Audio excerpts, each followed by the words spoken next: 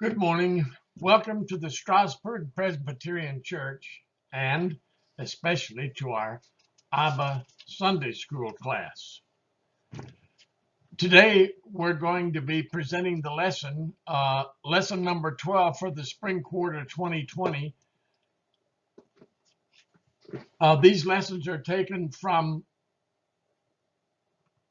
the David Cook and Associates lesson material.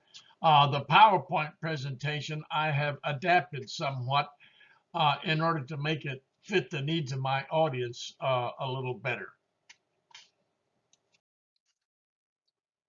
Now, the title of this lesson is Practice Justice.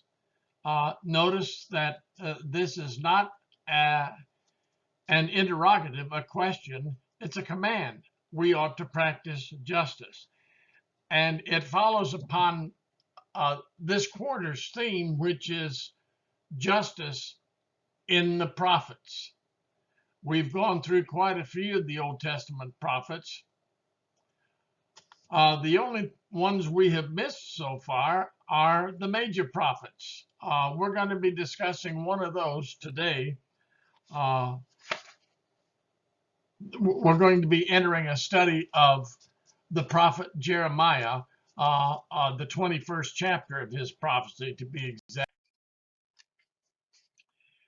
Now, regarding unexpected misfortune, some of the most disheartening, even frightening times in our lives are those occasions when we come face to face with the consequences of our own poor decision making. In today's lesson, we shall see God not simply abandoning his people to misfortune, but actively bringing that misfortune upon them. This judgment of God should not have been unexpected. They had adequate warning going back all the way to Moses' address at Mount Nebo, which we can read in the 27th through the 30th chapters of the book of Deuteronomy. The secret things, we're told, belong to the Lord our God, but the things revealed belong to us and to our children forever, that we may follow all the words of this law. That was from Deuteronomy, the 29th chapter, verses 29 and 30. The following is from the next chapter, chapter 30, verses 14 and 15. Excuse me. No, the word is very near you. It is in your mouth and in your heart, so you may obey it. See, I set before you today life and prosperity, death and destruction. They should have heeded this warning. They did not. Now, let's take a look at the lesson context, and for that, we'll have to recite a little bit of history, because without it, it will be impossible to understand today's lesson text. We begin with the subject of Jeremiah himself, the prophet Jeremiah. Who was he? Well, as often occurs in these prophetic books, a little bit of history of each of the prophets is given, usually in the first few verses, sometimes in other contexts later in the prophets. In the case of Jeremiah, we read this in chapter 1, verse 1. The words of Jeremiah, son of Hilkiah, one of the priests of Anathoth in the territory of Benjamin. The word of the Lord came to him in the 13th year of the reign of Josiah, son of Ammon, king of Judah, and through the reign of Jehoiakim, son of Josiah, the king of Judah, down to the 5th month of the 11th year of Zedekiah, son of Josiah, king of Judah, when the people of Jerusalem went into exile.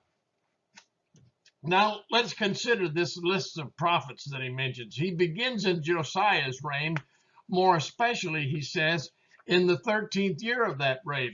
Now, Josiah, we know from secular historical accounts and from what the Bible itself reveals, reigned from the year 641 before Christ until 609 before Christ, which, by the way, was the same year that the Babylonians destroyed the kingdom of Assyria.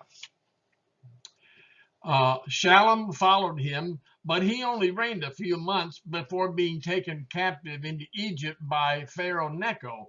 That would have happened in about 609 BC. That is the same year that Josiah died. He was followed by Shallum's son Eliakim, who reigned from 609 to 598. That is 11 years. But Eliakim ultimately was taken captive into Babylonia for refusing to obey the king of Babylon, namely Nebuchadnezzar II. He was followed by Jeconiah, who is known to us as Jehoiakim, who reigned from just a few months in the year 598 or perhaps 597. And he died. Then we have Mattaniah, who is renamed by the king of Babylon, Zedekiah. He is subject to most of the prophecy we're going to read in today's lesson. Now, remember, we're studying here in especially the very last years of Jerusalem, because in the year 586, Nebuchadnezzar of Babylon came upon Jerusalem and besieged the city for 3 years, from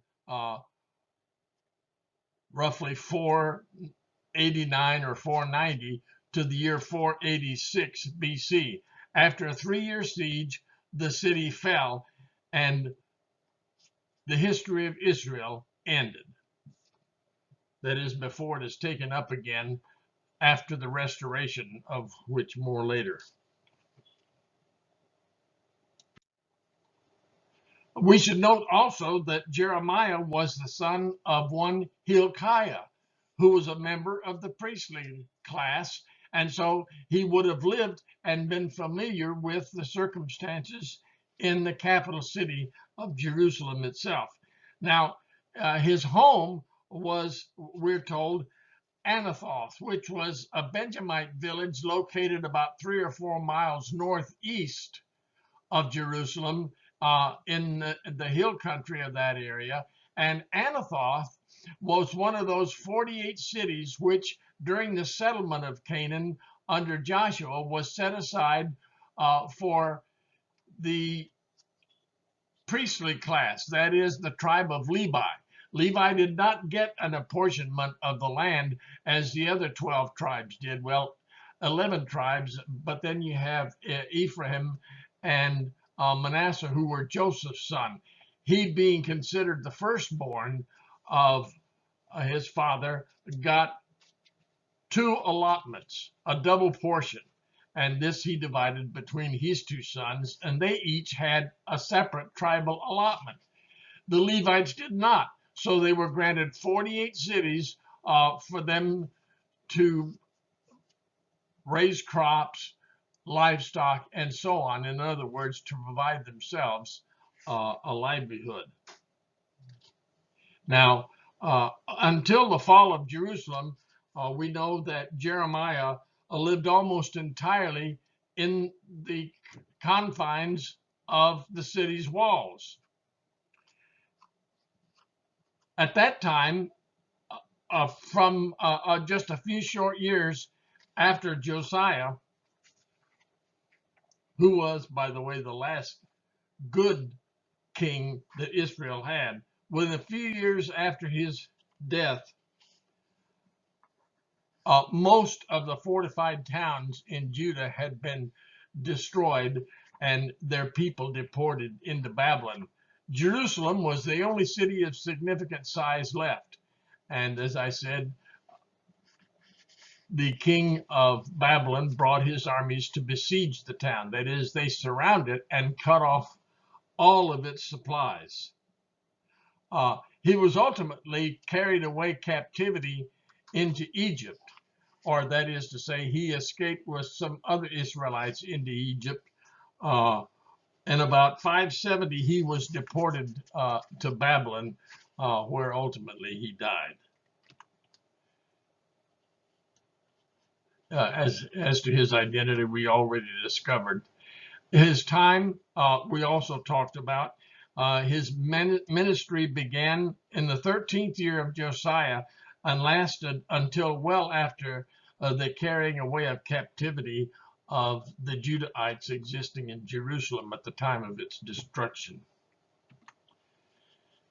So his ministry would have lasted from about 628 before Christ until around 682 or so. Now let's talk about the book of Jeremiah. Jeremiah is one of the 4 so-called major prophets. They're called major not because they're any more important than the 12 minor prophets, but because their books were the largest. For example, Jeremiah's 52 chapters. We know that Isaiah was 66 chapters, and so on. They were pretty large books.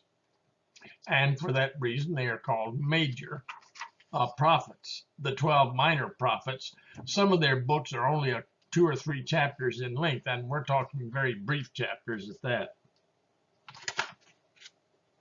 Now, some of his contemporary prophets included Daniel, Ezekiel, both of whom are said to be prophets of the exile, that is the 70-year period during which what remained of Jerusalem's people were in captivity in Babylonian towns. Isaiah, his ministry would have transpired sometime earlier. He began ministering before even the 10 tribes of Israel or Samaria were taken away by the Ninevites. The other prophets are 3 of the minor prophets, Nahum, Zephaniah, and Habakkuk, were also contemporary with Jeremiah. Now, remember, we stated on more than one occasion that so far as the Jewish conception of the Bible is concerned, there are 3 major parts of it. There is, first of all, the law of God, which is considered the most sacred part of the canon of the Old Testament. Next to it are the historical books, at least in the Protestant view. These begin with the book of following the Pentateuch, that is the 5 books of Moses, which includes Joshua, the Judges, Samuel, Kings, and Chronicles, and includes even Ezra and Nehemiah.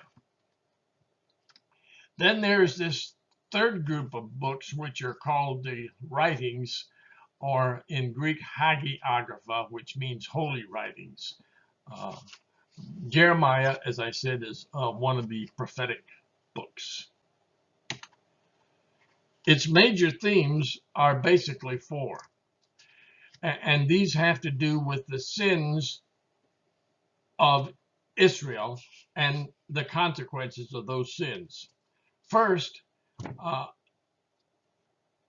Judah had descended into the very worst forms of idolatry. Not only did they build high places to worship false gods, but they brought the idols of those false gods into the very precincts of the holy temple itself and worshiped their gods, Baal, Ashtoreth, and so on, in the holy place, where no one but the high priest was allowed to go. Second, there was the debased civil polity. that is the governmental administration, as reflected particularly in the maladministration of justice. Justice in the days of the final kings of Judah was treated as nothing more than a commodity to be traded. That is to say, the righteous judgment was given to those who could pay the price, whereas the unrighteous judgment was reserved to everyone else, usually the poor, widows, orphans, and the like.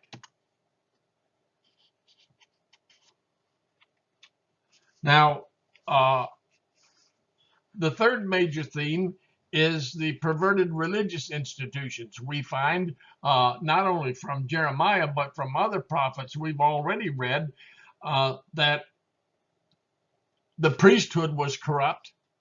That is to say, they accepted as offerings other than the best offerings. Under the law of sacrifices established under the law of Moses, only the best of the flocks, that is, those lambs or bulls who were without blemish, could be accepted as a sacrifice. Otherwise, the sacrifice cost the sacrificer nothing.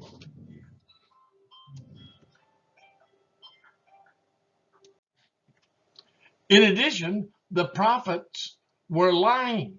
They were prophesying Baal's prophecies and so on, and their prophecies were not true. They were lying prophets. Now, as to its structure, we look at this chart. You'll notice it's a timeline. At the top left, well, first let's consider the far right. We have in the yellow bars the various kings that ruled, the last kings of Judah, Josiah. There are 5 of these listed. Josiah, as I had said earlier, was the last of the holy or righteous kings. He was followed for a period of 3 months by his son Jehoiakim or Jehoahaz. Then Jehoiakim ruled for 17 years. Then Jeconiah ruled for about 3 months. And finally Zedekiah. So after Josiah's death, there were only a period of 2 periods rather of 11 years, roughly 22 or 3 years between Josiah's death and the fall of Jerusalem. On the far left, in the upper part, there's a bar pointing to the year 644 that says that he was born to Hilkiah, and then now Hilkiah was a priest. Here we have a parenthetical remark that suggests that Hilkiah was the high priest. But notice this word probably. I hate using this word in something that's supposed to be educational in value, because anytime you say probably, you also mean probably not. There's too much uncertainty in this. I would prefer not even to mention it, since there's no grounds for insisting that he was Hilkiah the high priest. He was simply one of the many priests in the land, and it adds nothing to what Jeremiah says to know that he may or may not have been the son of the high priest. Excuse me. Now, we don't know exactly how old Jeremiah was when he began his prophecy, but the hints that we have given by Jeremiah himself suggest that he was a young lad. You remember the case of David, who was a young lad at the time he slew the Philistine giant, Goliath. And commentators have suggested that he could have been somewhere between 14 and 18 years old. That's pretty much what the Hebrew word young man implies. The same word is used here in on behalf of Jeremiah. All we know was that he was a young lad when he received his call. He would have been roughly 35 years old, let's say between 30 and 40, we don't know how long, when King Josiah dies. And now other incidents in his life are listed. At the very bottom of the left-hand part of the chart,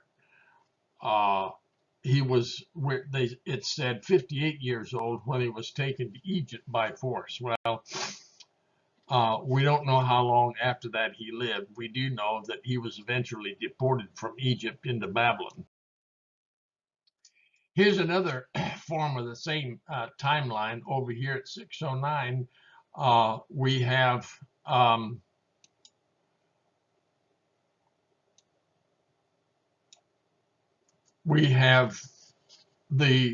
when the year that Jehoiakim becomes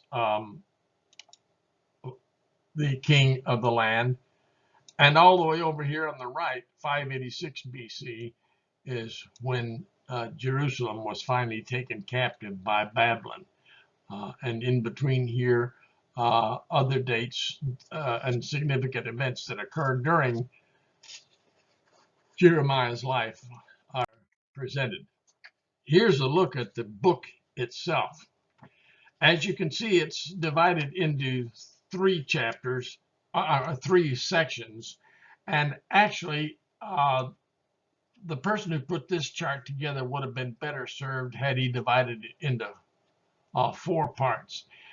We know that the first chapter is almost entirely concerns itself with Jeremiah's commissioning by God himself. Chapters 2 through 25 are a series of about 12 sermons that Jeremiah delivers in the form of judgments against Judah. Then in the 46th through the 51st chapters, we have prophecies against the nations. Egypt is mentioned, Damascus, that is Aram, Philistia, that's the nation of the Philistines, Kedar and Hatzor, those are 2 cities in the far northwest part of Palestine, Moab, Ammon, and Edom, which are all located on the east side of the Jordan River.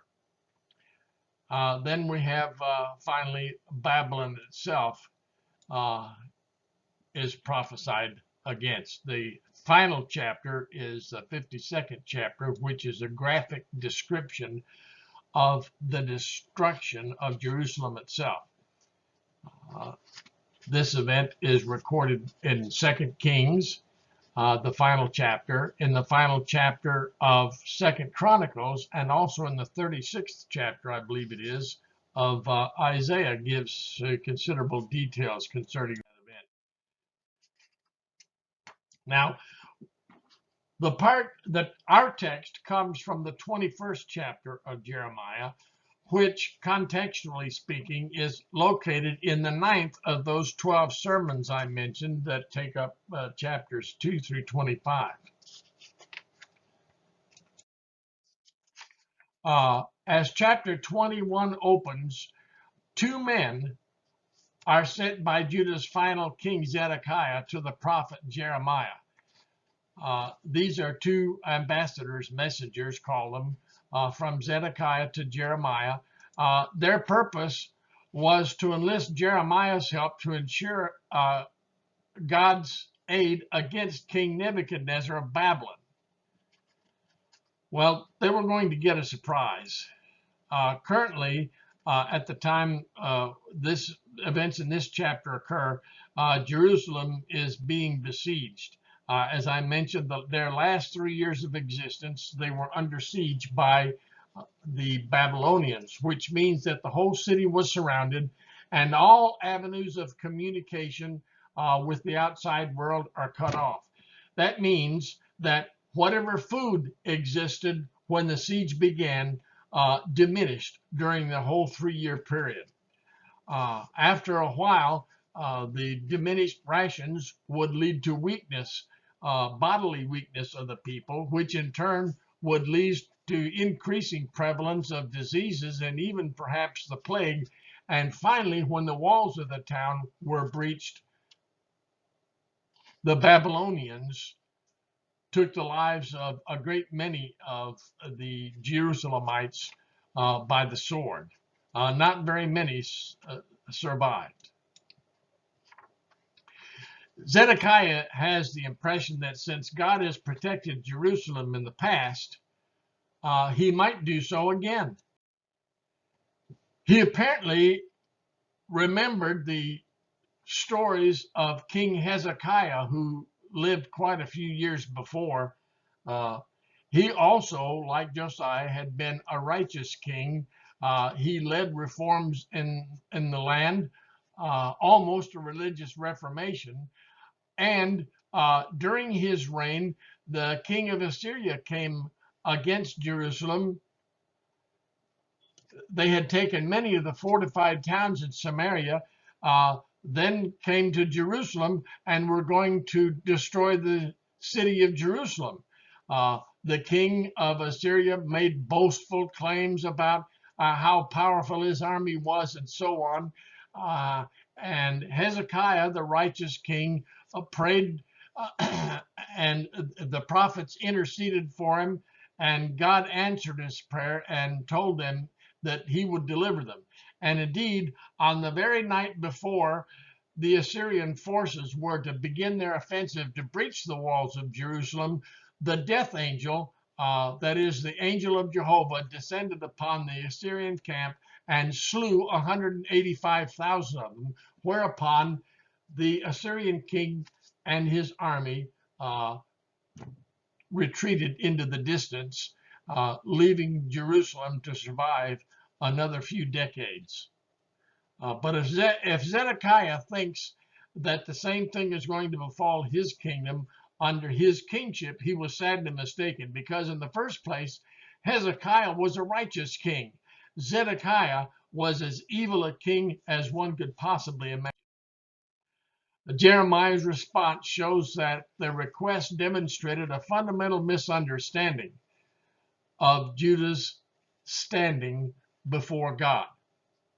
They were not the same Judah that they were under Hezekiah. This, to me, is the most monstrous form of presumption that you can imagine. Just because he was king of the land and previous kings had received aid from God, that he is deserving of such aid. As I said, he would be disabused of that notion pretty quickly. And now in verses 1 through 7, Jeremiah gives King Zedekiah some very bad news. As I mentioned, what he's going to tell him in effect is, look, you want to be saved from Babylon, forget it. Babylon's going to destroy you and take you personally captive into his capital city. How should we respond, if at all, to those whose prayers reflect their own desired outcomes more than an openness to God's will? And how should our responses to the above question differ, if they should differ at all, when those prayers come from people having varying levels of spiritual maturity? Well, now let's consider this. People whose prayers reflect their own desired outcomes. I don't think any of us has ever prayed without some element of our prayers reflecting the outcomes that we desire. Heal my father, heal my neighbor's marriage, bring prosperity to my other neighbor, and so on and so forth. We want these things, we pray for them. That is, in fact, one of the reasons for a prayer, although the model that the Lord gives us in the Lord's Prayer begins not with our petitions or a statement of our needs or desires, but with glorification of God himself and with the recognition of his sovereignty in our lives. Only then are we in a position to ask for anything. And moreover, Jesus says, if anybody that we know has aught against us, we need to go to that person and settle accounts with him before we ask God for anything. So here we start. Furthermore, God says, tell the people, this is what the Lord says. See, I am setting before you the way of life and the way of death. This reminds me of the 26th chapter of the book of Leviticus, where the Lord's blessing in the first 12 verses are pronounced, and then if they fail to obey his law, verses 13 through 46, the curses will fall upon him. Well, the same thing occurred. Oh, by the way, those words in Leviticus 26 were spoken to Israel during the beginning of their 40 years of wandering. The words in Deuteronomy 27 through 30 were delivered by Moses upon Mount Nebo, which was directly opposite the Jordan Valley, in the final days before he dies and the people are led into Canaan to possess the land. We read this in Jeremiah 30, verse 19. That is in Deuteronomy 30, 19.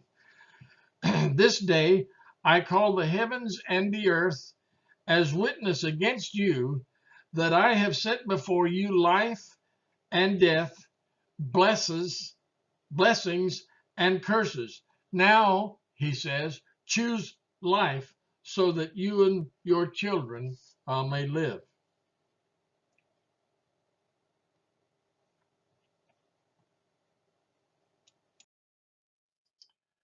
Now we need to consider the consequences of Judah's decision making.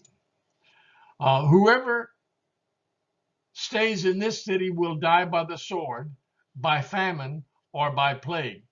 It may have still been relatively early in the 3-year siege because the famine and plague hadn't come upon them very severely, or surely it would have been mentioned here. But whoever goes out and surrenders to the Babylonians who are besieging you will live. They will escape with their lives. So he's given them two choices. If you stay, you'll suffer famine, plague, and probably death by the sword. If, on the other hand, you surrender to the Babylonians, then those who surrender will at least be allowed to live. I have determined to do this city harm, God says through Jeremiah, and not good, declares the Lord. Now, in the Hebrew Old Testament, the word here rendered harm is the word evil. And this word is found quite frequently in the Bible, and especially in the Old Testament, in, let's say, the versions like the King James Version, where it means either harm or sin. It could mean either one. Sometimes the word evil means calamity, as when God says he'll bring evil upon this nation or that city. Whatever it is the opposite of good. He's going to bring evil upon Judah and not good. And notice that here that it's a declaration of none other than Jehovah himself. Notice the capital letters in this word Lord. That means that this is the covenant God, the God of Abraham, Isaac, and Jacob. It will be given into the hands of the king of Babylon, and he will destroy it. That is, the city itself will. What are the two choices? These are questions in our Sunday school material. What are the two choices God set before the people that involve either life or death? Well, as we found before, they could either surrender or stay. If they surrendered, they'd live. If they stayed, they'd die, either of the sword or the famine or the plague. What was God's attitude toward the city of Jerusalem? Well, first, Jerusalem has always been referred to by God himself as my holy city. Even in the days when the people of Jerusalem were evil and sinful to the core, Jerusalem itself was considered the holy city. So what's going to befall Judah, or Jerusalem in this case, currently, is not directed at Jerusalem per se as an entity in itself, but against the inhabitants of the town. Now, we'll find out later something we averred to on earlier occasions, and that is that the judgment of Jerusalem and the resulting captivity in Babylon of all its people over a period of 7 years is a repayment of sorts for their having failed to celebrate the Sabbaths of land. That is, every 7 years the land was to rest. The Israelites were supposed to grow crops for 6 years, but in the 7th year they were to allow the land to stay fallow. They were not even allowed to eat the wild produce. That is, the stuff that grew naturally in the fields.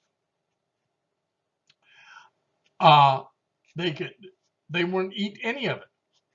Now, as part of this promise, the Lord promised that during the 6 years prior to each of the Sabbaths, he would provide them with enough surplus to last them through that 1 year of land rest. He had set his face against it and would bring not good but harm to the city. And what will happen ultimately to the city? Well, the sad end is depicted in famous medieval and Renaissance art as we see streams of people trekking away toward Babylon and the city of Jerusalem behind them in flames. It will be turned over to the king of Babylon, who will destroy it with fire. Not only will he destroy the city with fire, he will knock down every wall, all the structures, including the Temple Mount, would be laid waste. In what context could you use the counterintuitive nature of this choice facing the citizens of Jerusalem to illustrate the two eternal paths that exist for everyone to choose? This is this question is worded in a complicated way. And I think I can settle the issue by recalling some of the words or teachings of Jesus. Now, by counterintuitive, you would think the prophet would have suggested, well, do this and you'll live, do that and you'll die. But no, he says the only way you can survive is to surrender. That's, I think, what the author here means by this word counterintuitive. And the whole process of decision making is to render our choice between what we think is good or what we think is bad, or what we think is good or better or bad or worse. In other words, choices are things that we make every day of our life, every hour, even every minute of our lives, we make choices. The consequences of those choices are going to be determined by whether the choices we make are in accordance with God's righteous judgment or whether they are not. What filters can we use to evaluate claims that a given disaster today is from the Lord? I can remember some 50 years ago when the AIDS crisis erupted, evangelical preachers, especially the so-called fundamentalists, were proclaiming that AIDS is a judgment of the Lord against homosexuals. Well, I don't know who told them that. some of them may have had privileged communication with God himself, but I suggest that it was probably a figment of their own imagination.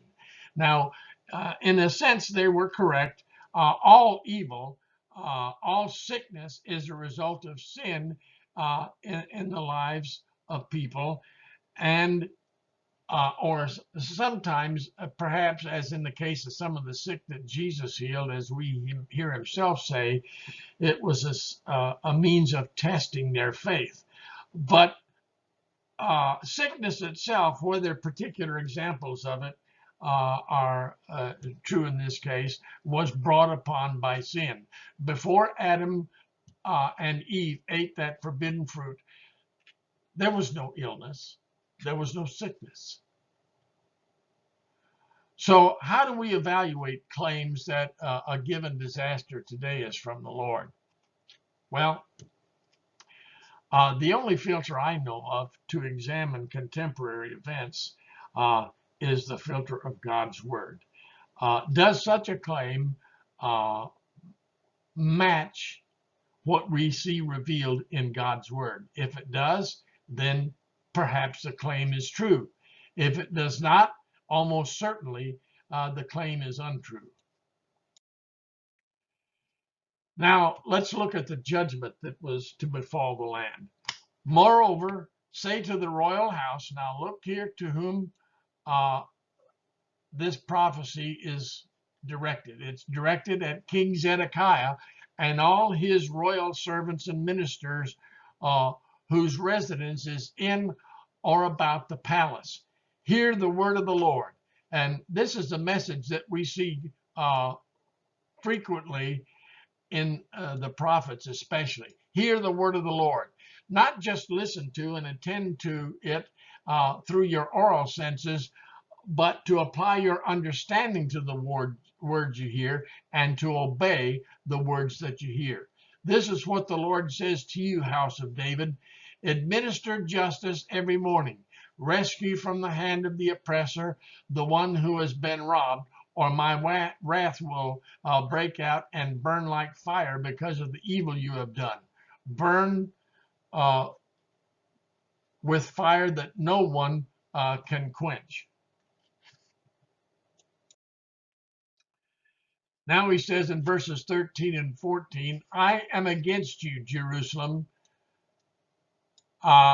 You who live above this valley on the rocky plateau, declares the Lord. You who say, who can come against us? Who can enter our refuge? And this is part of the boasting of King Zedekiah. He said, look, we have built the strongest walls of any walled city in the world, and there is no nation in the world who can penetrate the walls of this city because the Lord is our God. Well, the last part of that message is certainly true. The Lord is their God, but what he forgets in his boasting is that the Lord is sorely displeased with him and his retinue. I will punish you as your deeds deserve, declares the Lord.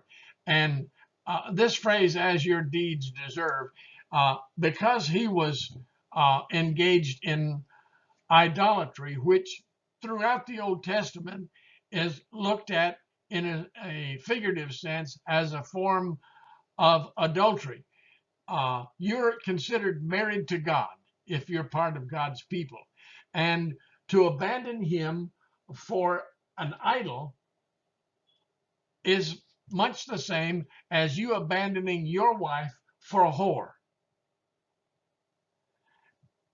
Generally, what happens when you do that is that you end up, that is, your spouse ends up divorcing you. And this is exactly what the Lord is doing here. He is divorcing his spouse because they had proved unfaithful to him.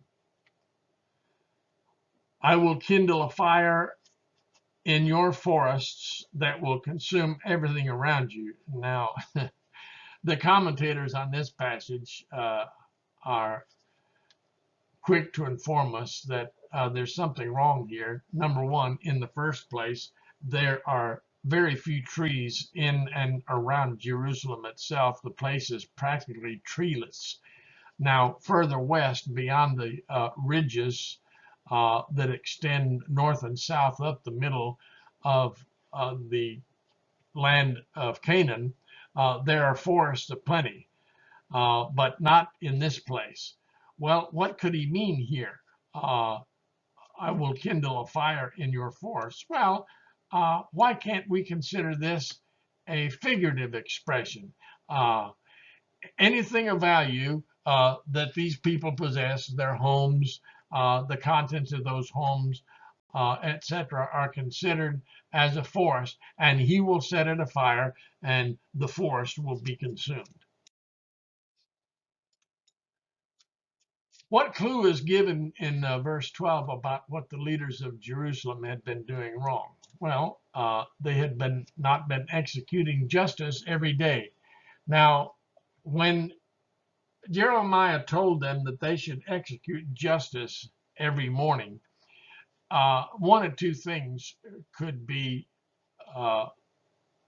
there may be one or two explanations for that. In the first place, some have suggested that the early morning hours, that is, before people started working at their places of employment, in other words, if they were leaving or entering the town, that would be a perfect time to accost them at the gates for some form of judgment for wrongdoing they might have done.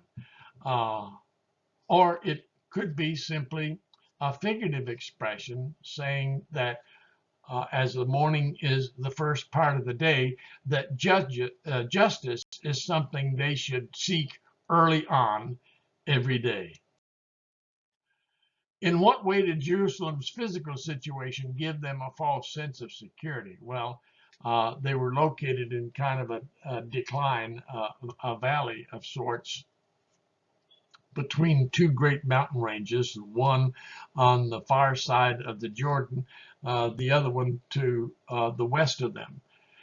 And not only that, but Jerusalem had some very strongly built walls that would, under normal circumstances, would have repelled most invasions. But when a foreign army brings 500,000 people to build siege ramps and the like, you can expect that they will prove victorious.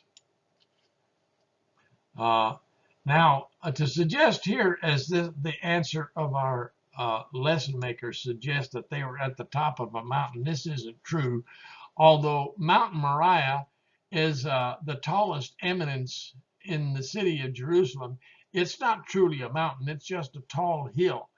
And though it is true that there are deep valleys, the Tyropoeon Valley on the west, the Valley of Hinnom, and so on and so forth, still, I think their answer is a tad misleading.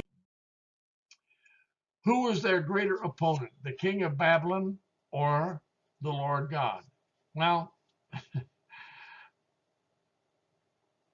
we read in the New Testament numerous occasions in which the apostles were confronted with making choices,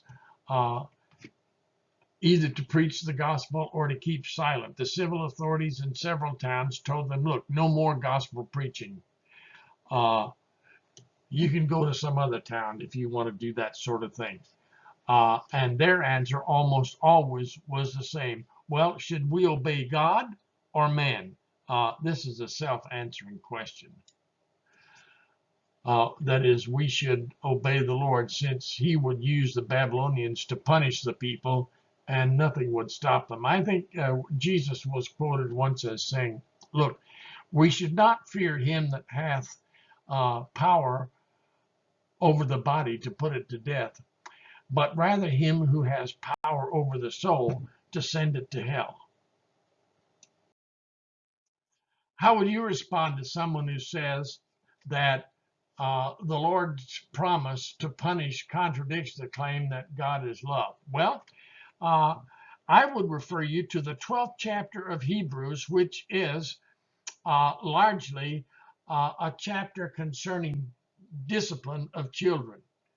the author of Hebrews claims that if we don't discipline our children, it's a sure sign that we don't love them. Moreover, discipline isn't discipline unless it brings pain. And we can be sure that what's happening to Judah and especially Jerusalem as a result of his judgment did bring pain. The fall of Jerusalem was the end of the line for the people of Judah. For 70 years, the land would remain desolate and, in fact, largely uninhabited. And then, under King Cyrus, a decree would be passed allowing Israelites to return to their land and to rebuild the temple, and finally to rebuild even the walls of their city. God will, in the end, save his people, even those whom he may also have to discipline.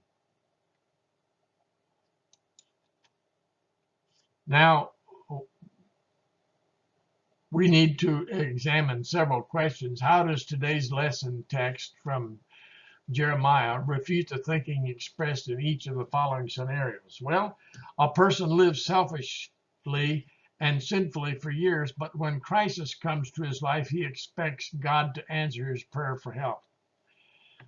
That's happened often enough. Having served during a period of wartime, in fact, I spent a year in Southeast Asia. I can tell you that people in foxholes tend to become believers. A person who has no obvious sins and leads a basically decent life, but going to church has never been important to him or her. She asks, does that make me a bad person? Well, no one is a bad person because he fails to go to church. He becomes a bad person when he sins against God and his fellow human beings. Scenario 3, a woman leaves her family and gives herself over to a pattern of adultery and drug addiction. She continues her willful ways despite the pleas of her family. Eventually, she discovers she has no relationship with any of them. Well, I can tell you that the pleas of her family are not going to help any because she wants to do as she pleases. And there will be no reformation in her life until she reaches rock bottom. One man admits, yes, I'm in a horrible situation. I stole funds donated to my charity. I'm going to jail. There's nothing I can do but serve my sentence. Well, so far as the temporal punishment is concerned, he's correct. He has to serve his sentence. But he's ignoring one very important question. What about his eternal inheritance?